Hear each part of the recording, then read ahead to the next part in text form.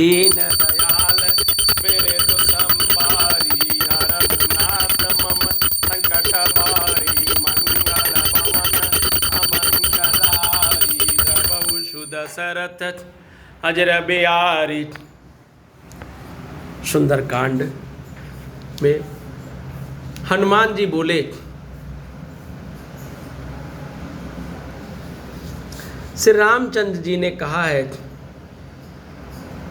कि हे सीते, तुम्हारे वियोग में मेरे लिए सभी पदार्थ प्रतिकूल हो गए हैं। वृक्षों के नए नए कोमल पत्ते मानो अग्नि के समान और रात्रि काल रात्रि के समान और चंद्रमा सूर्य के समान है। और कमलों के वन भालों के वन के समान हो गए हैं। मेघ मानो खौलता हुआ तेल बरसाते हैं। जो हित करने वाले थे वे अब पीड़ा देने लगे हैं। त्रिविध शीतल मंद सुगंध वायु सांप के श्वास के समान जहरीली और गर्म हो गई है। मन का दुख कह डालने से भी कुछ घट जाता है, पर कहूँ किससे, यह दुख कोई जानता नहीं है। हे प्रिय सीते, मेरे और तेरे प्रेम का तत्व रहस्य एक मेरा मन ही जानता है और वह मन सदा तेरे ही पास रहता है। बस मेरे प्रेम का सार इतने में ही समझ ले। प्रभु का संदेश सुनते ही जानकी जी प्रेम में मग्न हो गई। अशोक वाटिका में ही उन्हें शरीर की सुध न रही। हनुमान जी ने कहा, हे माता, हृदय में धैर्य धारण करो और सेवकों को सुख देने वाले श्री राम जी का स्मरण करो। श्री रघुनाथ जी की प्रभुता को हृदय में लाओ और मेरे वचन सुनकर कायरता छोड़ दो। राक्षसों के समूह पतंगों के समान और श्री रघुनाथ जी के बाण अग्नि के समान है। हे माता, हृदय में धैर्य धारण करो और राक्षसों को जला ही समझो। श्री रामचंद्र जी ने यदि खबर पाई होती तो वे विलंब न करते। हे जानकी जी, राम बाण रूपी सूर्य के उदय होने पर राक्षसों की सेना रूपी अंधकार कहाँ रह सकता है। हे माता, मैं आपको अभी यहाँ से लिवा जाऊँ, पर श्री रामचंद्र जी की शपथ है, मुझे प्रभु उनकी आज्ञा नहीं है। अतः हे माता, कुछ दिन और धीरज धरो। श्री रामचंद्र जी वानरों सहित यहाँ आवेंगे और राक्षसों को मारकर आपको ले जाएंगे। नारद आदि ऋषि मुनि तीनों लोकों में उनका यश गावेंगे। सीता जी ने कहा, हे पुत्र हनुमान, सब वानर तुम्हारे ही समान हैं, नन्हे नन्हे से होंगे। राक्षस तो बड़े बलवान योद्धा हैं। अतः मेरे हृदय में बड़ा भारी संदेह होता है कि तुम जैसे बंदर राक्षसों को कैसे जीतेंगे। यह सुनकर हनुमान जी ने अपना शरीर प्रकट किया।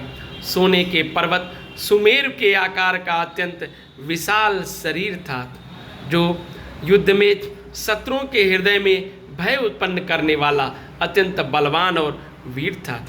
तब उसे देखकर सीता जी के मन में विश्वास हुआ।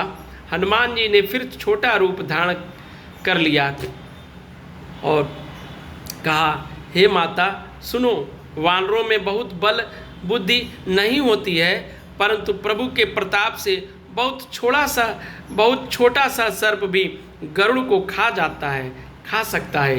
अत्यंत निर्बल भी महान बलवान को मार सकता है। दीन दयाल बेरे दुसंबारी हरहु नाथ मम संकट बारी मंगल भवन अमंगलहारी द्रवहु सुदशरथ अजर बिहारी।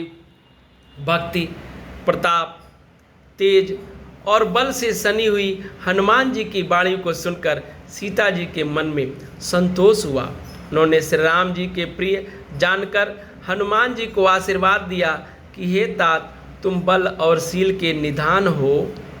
हे पुत्र, तुम अजर, बुढ़ापे से रहित, अमर और गुणों के खजाने हो। श्री रघुनाथ जी तुम पर बहुत कृपा करें। प्रभु कृपा करें।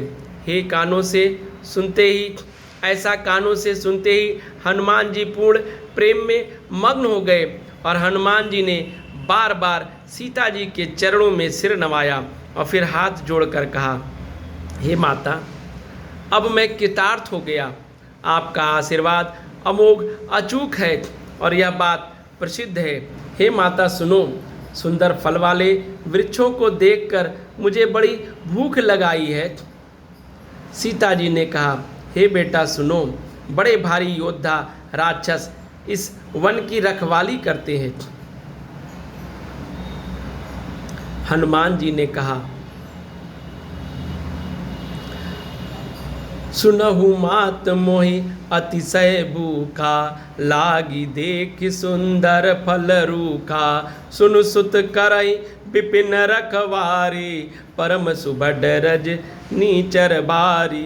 तिनकर भय माता मोहि नाही, जो तुम सुख मानहु मन माही। हे माता, यदि आप मन में सुख माने और प्रसन्न होकर आज्ञा तो दें तो मुझे इसका कोई भय तो बिल्कुल ही नहीं है।